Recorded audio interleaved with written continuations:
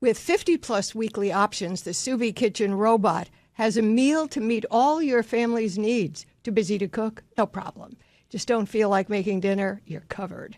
Need to eat when you walk right through the door? Sure thing. And here's the best news. Right now, Sous Vide is having its biggest sale ever. From easy family feasts to Sunday suppers, takeout favorites, and even date night dinners, complete with chocolate soufflé.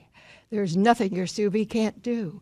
With sous vide, you just scan a recipe, pop in your meal, and enjoy your day. Meals are ready when you are, thanks to the built-in refrigeration that keeps ingredients safely cooled until it's time to start the cooking. Sous Vide's Black Friday sale is going on now. Save $150 off your own sous vide, plus get 16 free meals for two during their best sale ever. Don't miss out. Go to sousvide.com/Dr. Laura. That's SUVIE.com/Dr. Laura.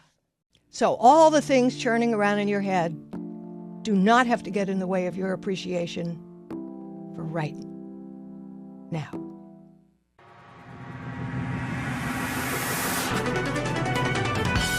Dr. Laura is on right now. So my question for you is, why are you waiting to feel better before you start living your life in a positive direction? A lot of you think, I just got to stop being depressed. I just have to stop being anxious. I have to stop being upset about blah, blah, blah. No, no, and no. There are a couple of things we do when we believe that. One is we just squash and try to ignore the feelings. If I don't have them. Yeah, but you do, because they're squashed down, and at some point they're going to come out your ears and all your pores. This is not good. This is not good. So that's one way of doing it, because our mind is an amazing tool. It's incredible what can go on in there, except that some of it is a mishmash. I would really like to warn you about the mishmash. So we can jam our feelings down, deny them. I don't have them. Oh my gosh, how many times on this program have I said to somebody, you're not depressed, actually, you're really angry, and suppressing it down. No, I'm not. And after we talk for a while, the trigger happens, you hear the tears, and the hurt and the anger comes out. So a lot of you are squashing, thinking you need to do that to be okay and function in life. Wrong. The second way, when you think you have to feel better before you can do better, is you start drinking, smoking some dope, popping some pills. I'm going to feel better, and then I can get on with life. Yeah, that doesn't work either. So what is the solution? Acknowledge the reality of the feelings. I am still, for example, I am still dealing with how my mom, how my dad, how my sister, how my brother, how whoever in school, I was bullied. I'm still resonating with that. Okay, can you keep that in the background and then just get on with your life? Yes, those things happened. We had one call yesterday, which to me highlights this. Man called, just a little short of middle-aged. His mother had married, to give birth to him, mother had married some really bad guy who did really bad things.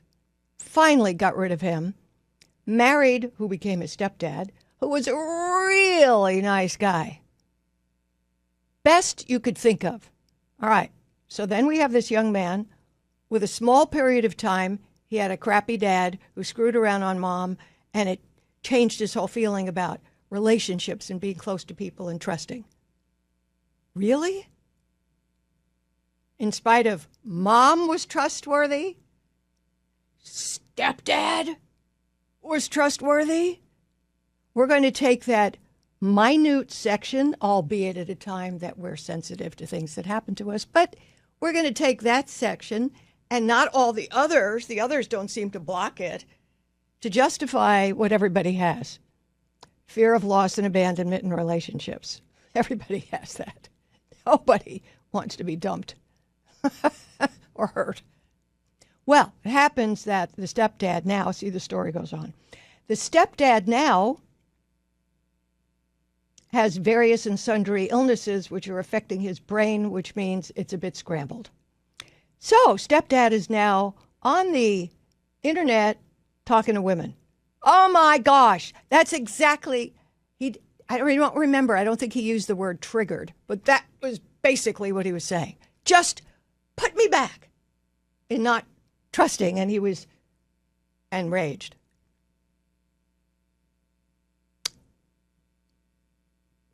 I kind of read him out hard. Everything is not about you. Stuff happens in life. We're impacted by it. We understand it. We accept it. And we disallow it the power to change who we are. I reminded him his mother didn't mess around even though his first dad was a creep. His stepdad was wonderful in spite his first dad was a creep. And his father's brain is now disintegrating. And I challenged him to not think of himself, not think of all the triggering nonsense that's been going around these days, but to have compassion for the fact his brain is deteriorating and impulse control is one of the first things to go. So you see this kind of stupid acting out. And you can deal with it with the internet and phones and some psychiatric help for people who have his conditions. So you can feel good and you can feel bad and do good. Because we live in a world that just worships, oh my gosh, worships control. We have to have control over everything. And part of that is we have to understand everything. I have to understand, why is that person behaving like that? It's enough that they are. No, why is that person behaving like that? Self-help books. We should be happy, but we're not happy because we have things in our past. You don't have to be happy.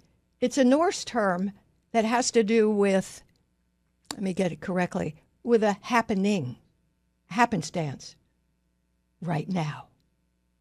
So all the things churning around in your head do not have to get in the way of your appreciation for right now. Give that some thought. My number, 1-800-375-2872. Okay. Jim, welcome to the program. Hey, thanks for taking my call, Dr. You're very Laura. welcome. I appreciate it. So I'm a little nervous, okay? Okay. Okay, so I have 3 kids, and my oldest daughter got married 10 years ago, and now my youngest son met a gal and a young lady in Korea. They are getting married November the 2nd of this year. Back 10 years ago, I thought it was an option to say something, at my kid's wedding. I had been to weddings where best man said something, an aunt said something, so I kind of thought it was optional, nervous. May I ask you a question, sir, before you go on? I don't know the culture that much for Korea. Do they have the same notions? So they're having a wedding here, and sir, I asked you a question. Here. Sir, I said, do Koreans have that same ritual at weddings of their kids? Yes, they do. Okay, go ahead. Yes. Just wanted to know. Yeah. So now with him, so I have a middle daughter that got married 5 years ago. I did say something there. It went real well. Okay, can we get to the point of what you're concerned with? Yeah, so I want to weave into recognizing my oldest daughter and her husband during this ceremony. Why? I don't know, just to kind of make it right. Make what right? What are you talking about? That I didn't say anything. Well, you can pick up the phone, write them a letter, but you don't use somebody else's event to relieve your conscience. No. Well, I don't Absolutely concern not. about relieving my conscience. I Okay, just sir, wanted, tell you what, I you can wanted get... to know what your No, thoughts were. no, of course not. Don't use your son's wedding to do anything about your disappointment. Tell you what, you can slip any word in there, but you don't use your son's situation to alleviate blank from your daughters.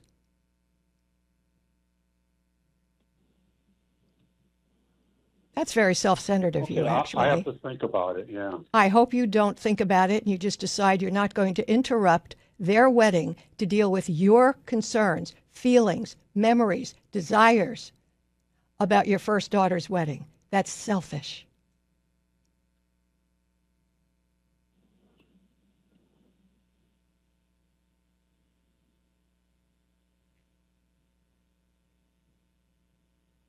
Well, I don't know if you're still breathing, so I'll let you go. My number, 1-800. Terrible idea. Terrible idea. Let's say 10 years ago I didn't do this, but I want to do it now to make up for what I didn't do. So I'm going to interrupt my son's wedding to satisfy my need to go back and repair what I would have liked to have done. How do we not see that self-centered? I don't know. All right. My number, 1-800-375-2872. That was a fun call, though. Anna, welcome to the program. Thank you very much. Thank you for taking my call. Would you mind speaking up a little louder? Oh, yes, sorry. Perfect. Sorry. Okay. Thank you for taking my call. You're welcome. Thank you. How can I help? A little nervous, but very honored to be speaking with you today. So Thank thank you. you so much for this. Nervous because I've never really discussed this with anyone other than my siblings. So it's kind of hard to get the words out. But Take your time. basically- Take your time. Go ahead. Thank you. My mother is 84 years old. She's getting very elderly, getting very frail, and as she enters this point in life, I almost feel like a conflict on what my role is in her life, because the older I get, the more I realize that this was not an ideal relationship that I've had with my mother. I'm sorry. My father- What would an ideal relationship with her look like? Like a nice mother, maybe. I don't know. She was always she was almost like two people, where on the outside, everyone loved her. She's such a sweet lady. If you had a problem, she would make you a meal, bake you a cake. She did all the things. When that's different from how one treats one's family, then that's for ego's sake, ego gratification, and the person is not really that giving. You see a lot of that with pastors and ministers and rabbis and all that kind of stuff, where they really spend a lot of time with all the people in the church and what have you, and at home they're either distant and or cruel. So that's not an unusual dynamic. But what do you mean you didn't notice it till you got older? Why is that? Because as a child growing up, it was almost like beaten into us. We're your parents. We're always right. You don't challenge us. You don't question us. This is how it is. Okay. And so all your raising my own siblings family- perceive that part of the family the same way? You've all talked about it? Right. Like now we kind of get together and we're like, oh my gosh, what the heck did, we grow up in? My mother was very cold. Okay. May I jump ahead? Yes. This has nothing to do with should you show compassion. In addition to them being cold, this and that, and authoritarian, blah, blah, blah, they also fed you, nursed you, took care of you, paid for all your bills, got you through school, Yes. didn't beat you to death. So there are things on the pro column, but either which way, you owe something, you have an obligation by virtue of you are their children, and you need to have compassion. That does not mean that you have to commit huge sections of your life to visiting, etc. You do have to make sure their needs are taken care of and have enough compassion to visit and or call. The magnitude that you're dealing with in your brain of what you worry that you have to do when you don't like the woman, put liking her aside. You still have obligations. Doesn't matter if you liked her. Yes, and her needs are being met. You know, we take very good care of her. Okay, just talk to me about what I just said. Don't start defending yourself. Okay. Yes, and that's where my conflict in my own There brain should be no more conflict after I hammered this into your head. You have an obligation to show compassion. Doesn't matter if you like her. Okay. I understand. I was just talking about feelings before actions. You don't have to feel loving and wonderful and warm and cozy with her to do what you know you ought to do. And it sounds like you're doing it. That you don't have feelings about doing it makes you an even better person. Because when people do things when they're feeling good anyway, but when they're doing the right thing and they don't feel it, that's a special person. So you're now a special person. How do you like them apples? Oh, I don't know. No, I'm not special at all. I just feel so. Does that mean you're arguing with me and saying I'm wrong? No. Good. Don't dare go there. You're not really wrong ever. When I say it's special to do that, just accept it. I know you feel bad because you don't love her. Instead of feeling mad, you should feel sad. But you didn't have a cruel upbringing, so give it all a rest. But that's kind of my inner conflict, is that there was this one part of it that was cruel. What conflict? And mean. That we had as children. We had all the things. Okay. And then we had these parents. You are making this an exaggerated point. And people tend to do that to justify their emotions of not wanting to give a damn today. You're now into grossly exaggeration mode because there were loving moments. There were tender moments. There were moments. Whatever their issues were, whatever their social positions were, whatever their nonsense was about, there were the moments. I'm only pointing out to you that because you don't care and feel bad about that, you're trying to make the history really horrendous. You don't have to do that. I don't care if you don't like her. You don't have to justify it. Your siblings don't have to justify it. But you all have an obligation for compassion in spite of feelings. My number, 1-800-375-2872. We do heavy-duty philosophical things here, don't we? Give me a call. Let me help you with your philosophical conundrums. I'll be right back. What's my prescription for better, stronger, happier relationships? Easy. It's the all-new Dr. Laura podcast, featuring a morning monologue by yours truly and a call of the day handpicked by me. Listen daily and get a dose of my preaching, teaching, and nagging at drlaura.com or on the SiriusXM app or wherever you listen to podcasts. It's all good. If something happened to you tomorrow, would you leave behind a scavenger hunt for your next of kin? Most families spend over 500 hours trying to untangle an estate after someone passes, all while grieving. The knockbox was created to remove that burden. It makes organizing your most important documents simple, so you can leave behind memories, not a mess. Imagine the relief of knowing everything. Your will, financial information, even plans for your pets is in one safe place, ready when your family needs it most. Each knockbox comes with a comprehensive checklist to ensure you add everything they'll need to manage your estate when you're a memory. The knockbox also offers estate planning packages with legal and easy-to-complete essential documents you can fill out right from home. No lawyer is required. Just head over to theknockbox.com. Use the code Dr. Laura to save 16% off. That's the Knockbox, NOKbox.com. Promo code Dr. Laura to save 16%. thenotbox.com. Get organized and save. Mike, welcome to the program. Yeah, thank you, Dr. Laura. Thank you for taking You're my welcome. call. What's up? So, I'm looking for your advice on how to handle a conflict I'm having with my daughter. So I have 3 daughters, 25, 23, Okay, and would you mind 21. speaking up a little bit?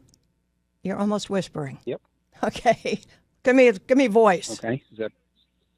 Is this better? Oh my God, night and day. Thank you. Okay.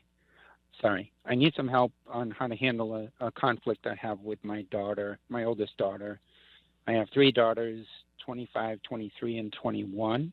Mm-hmm. And my oldest daughter is planning a wedding. She's due to get married August of next year. Mm-hmm.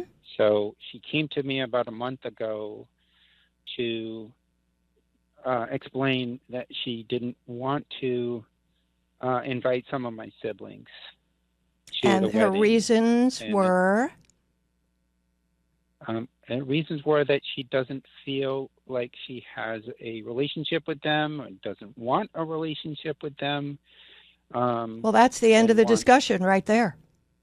Because the only people that should be invited to a wedding are people that the bride and groom want, feel close to, who are going to stand up for their vows. Parents don't get to decide even if they're paying everything.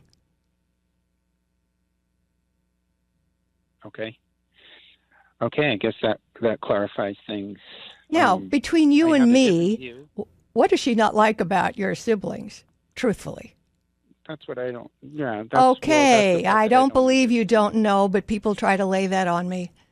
All right, well, I'm sorry you don't know, but they're not invited. I can tell.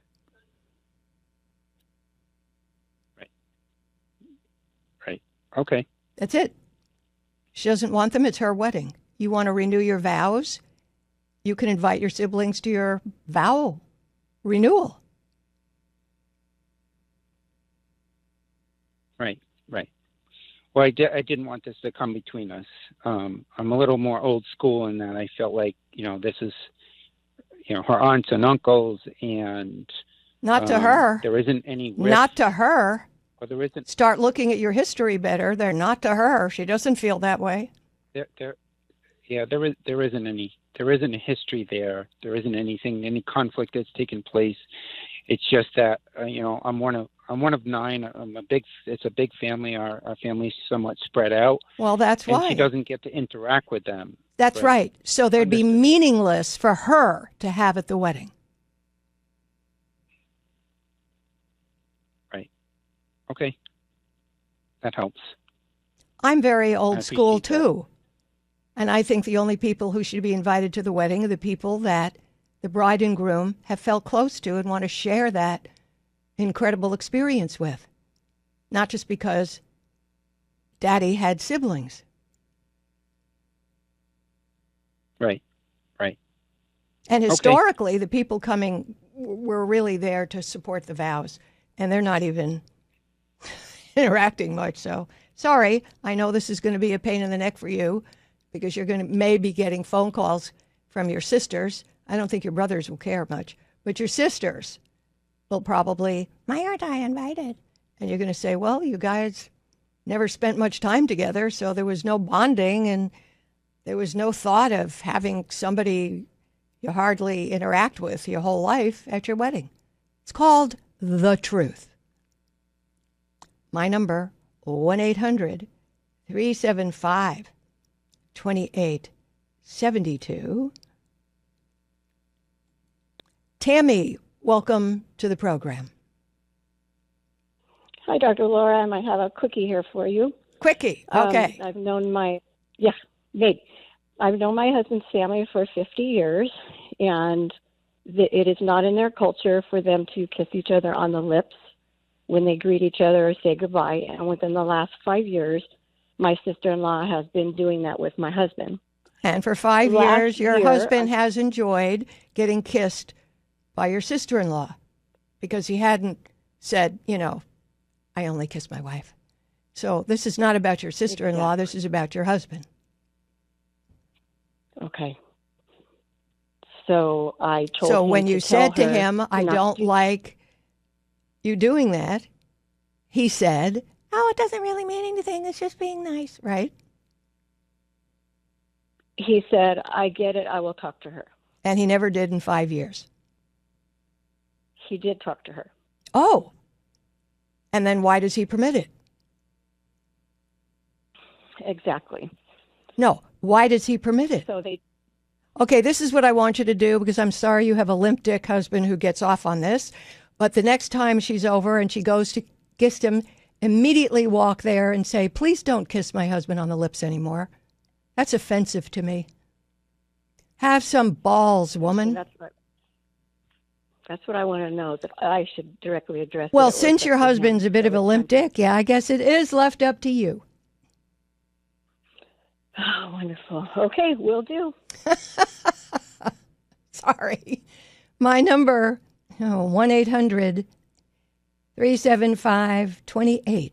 1-800-375-2872.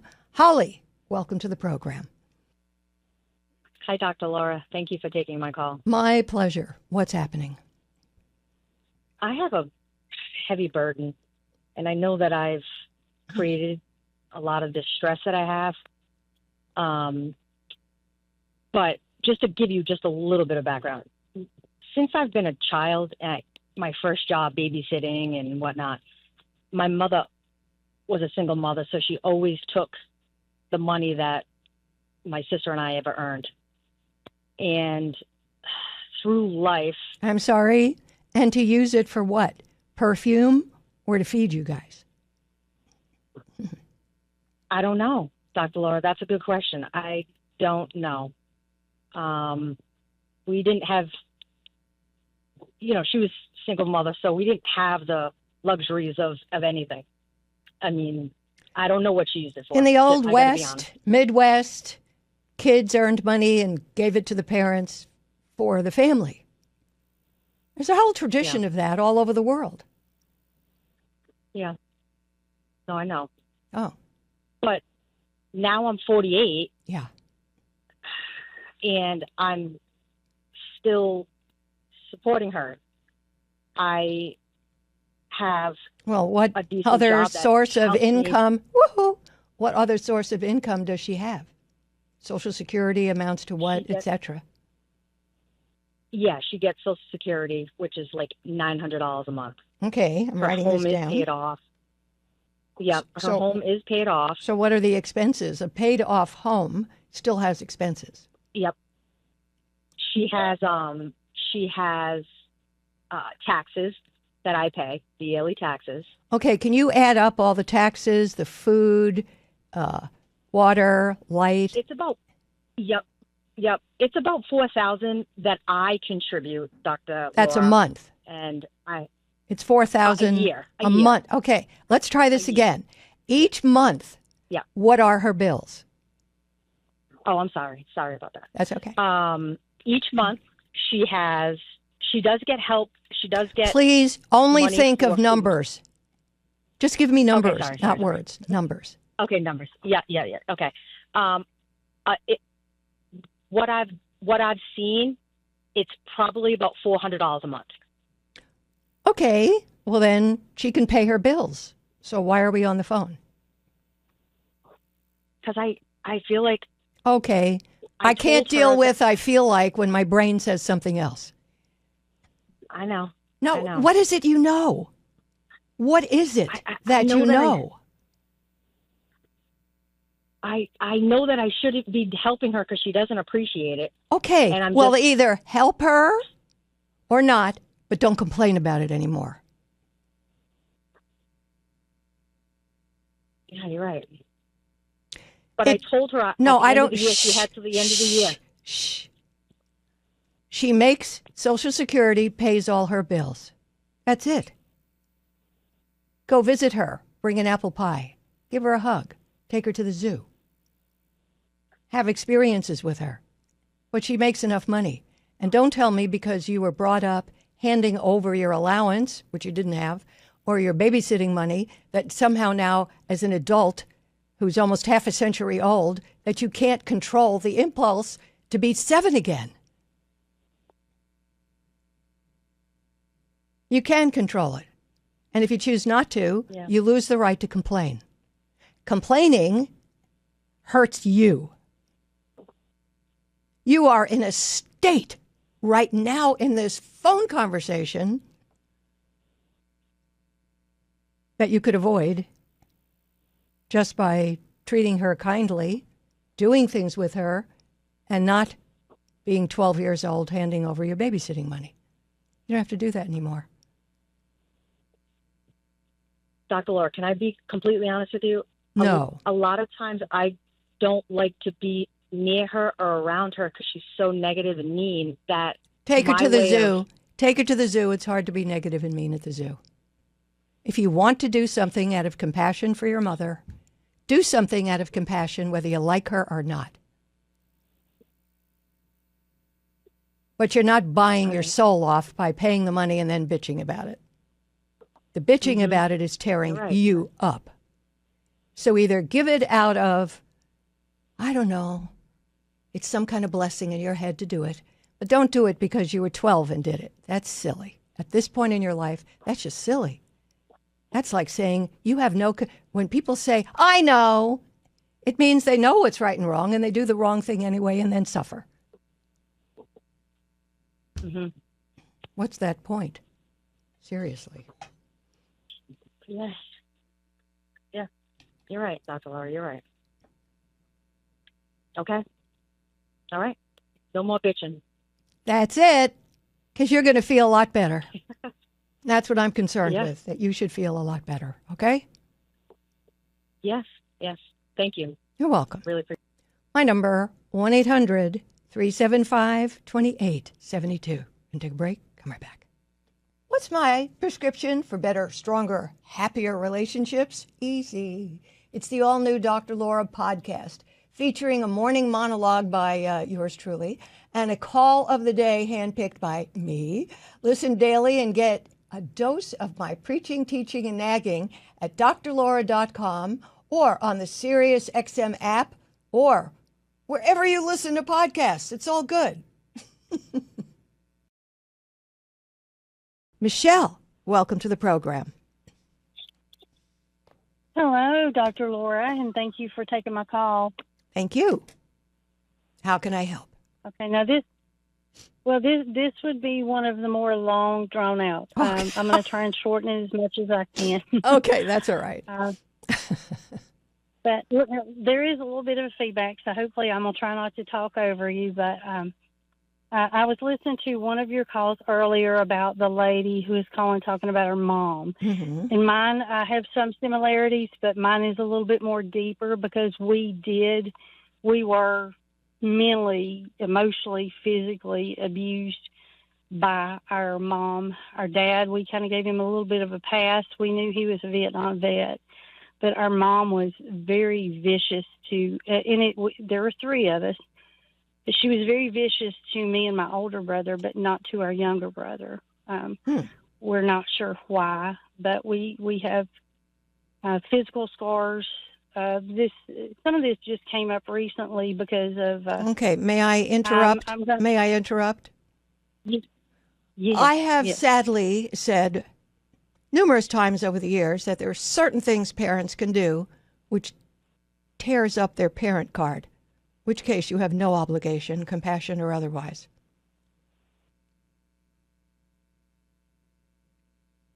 Okay, I certainly agree with that. I feel partly like... I don't want to hear you in parts. I unless you're a cow and they have a picture on the wall and they go, this is the filet mignon. You know, I don't do parts with people. If it is accurate that all of you, except the younger brother who she made her husband, that all of you were physically, psychologically, emotionally abused and physically have scars, much less emotionally, you pretend she's not here, in my opinion.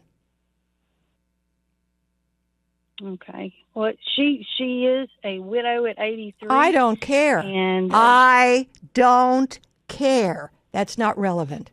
That's the stuff you point at to make yourself feel guilty because you still would like to have a mommy, and there's that tug of war. This person's terribly evil, but I really want to have a mommy, so I'll justify it by saying she's alone. Well, if she's alone, that's probably because nobody likes her.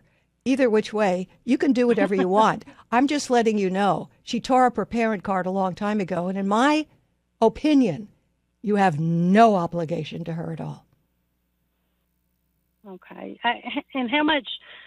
She's not shown that. There was something I watched very closely with my kids. She has not shown the same type of behaviors towards Madam, him as she if had you've me. been playing the game of partial connection, then that's the price you pay. You feel obligated and irritated, but she didn't kill my kids, so I guess that's better. So you've played the game of keeping her in your life in spite of her tearing up her parent card. You have no rights to whine about how much time you spend with her. This is all you're doing. You made her kids, your kids have to deal with that. Now you go, well, she wasn't mean to my kids. I guess that obligates me. I don't know. It's up to you. But no more complaining about it. Okay. I want to know what kind of responsibility. I'm not going to do I answer have? your question because I already told you had none. Okay. I already Oh, told well, you I'm had just none. curious, like- If you want to decide you do have some, go ahead. But don't complain about it. Okay. I was only looking at it from a Christian viewpoint as far as honoring your mother and father. What does that entail? How far does that go? Being respectful in public and taking basic concern about their well-being. I wrote a book called The 10 Commandments, The Significance of God's Laws in Everyday Life. Buy it, read that chapter. You're not obligated to eat from a cruel parent. Okay. All Pretty right. gross, huh? That makes sense. Pretty gross. Yeah. I get gross because it makes the but I point do better that. than being nice about it. It usually doesn't really resonate. My number, 1-800-375. The 10 Commandments, the significance of God's laws in everyday life, not just Sunday. Okay? Amy, welcome to the program. Thank you, and thank you for taking my call. My pleasure. What's happening? So, our youngest son is living with his girlfriend for probably about a year. They've been dating for probably four or 5 years. Mm-hmm. And they were both in the car, and they called me and said that they had bought a diamond. To do what with? And to do what with? Well, to work their way towards getting engaged and getting married. Okay, so buying the diamond was not the same thing as being engaged. No. So he bought the diamond in front of her, but did not still ask her to marry him.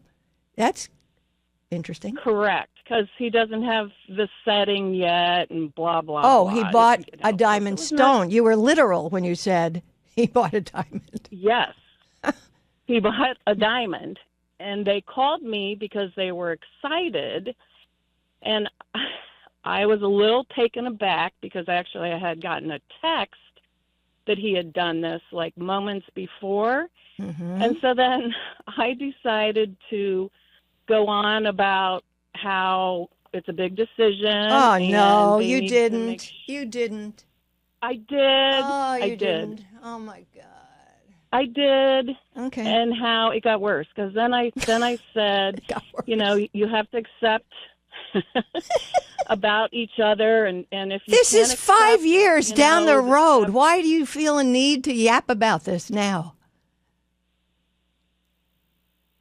Because there's been a few things that have happened that I just don't approve of. And I Well, know when it's you not were dating my- your it's husband, not there were a my few life. things that you didn't even approve of, and you married him anyway. I know. So what's the So my hypocrisy? question for you is, What's the Yes. hypocrisy? Do you not like her? What's the truth here? so What's the truth? The truth. Come on. she has done a few things that I have a hard time with, and I feel like she has a big communication problem, and I feel like in the long run, it's going to be a problem for them. Are you divorced? It's his decision in his life. No. I've been married for What did your husband 50... say about what you did?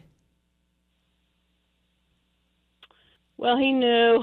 I mean, I knew as soon as I did it, it was wrong. And he essentially, I mean, he didn't come out and say, I mean, he agreed that what I did was not the greatest timing. So you're calling me to know how to fix it? Well, so No. I have always tried to teach, yes, I've always tried to teach my kids that when you screw up, you apologize and you try to do but better. you have to and blah, really blah, blah. apologize knowing you did something wrong. So if you're going to apologize, you have to say, here you are 5 years together. Of course, there are things that parents are always hypersensitive about their kid. But truthfully, you two know each other very well. You've made the decision to be together. I went into stupid mother mode and, I opened my mouth and I shouldn't have. And I regret it immensely. And I hope you will forgive me. Okay.